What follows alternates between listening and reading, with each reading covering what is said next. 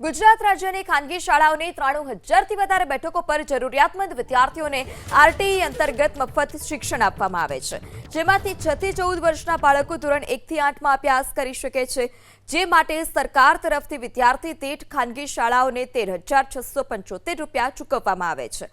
આ ફીની રકમમાં વધારો કરવા રાજ્યના સ્વનિર્ભર શાળા સંચાલક મંડળ તરફથી કરવામાં આવી છે। શાળા સંચાલક મંડળની માંગ છે કે એફઆરસી તરફથી વિદ્યાર્થી દીઠ નક્કી કરવામાં આવેલી ફી અથવા તો સરકારે તે વિસ્તારની સરકારી શાળામાં એક વિદ્યાર્થી દીઠ થતો ખર્ચ ચૂકવવામાં આવે। આ સાથે જ આરટીઈ અંતર્ગત પ્રવેશ સમયે વિદ્યાર્થીઓ અને વાલીઓની આર્થિક સ્થિતિની યોગ્ય તપાસણી પણ ન થતી હોવાનો દાવો છે, જેને કારણે ઘણા આર્થિક સમૃદ્ધ પરિવારના વિદ્યાર્થીઓ તેનો લાભ મેળવે છે। ડીઓ કચેરી પણ પગલાં ન લેતા કડક એસઓપી બનાવવા માટે માંગ કરાઈ। આ ઉપરાંત 34માંથી 11 જિલ્લામાં ખાનગી શાળાઓને 31 માર્ચ 2026 સુધીમાં વર્ષ 2025ના આરટીઈ હેઠળ વિદ્યાર્થીઓને ફીની ચૂકવણી નથી કરી।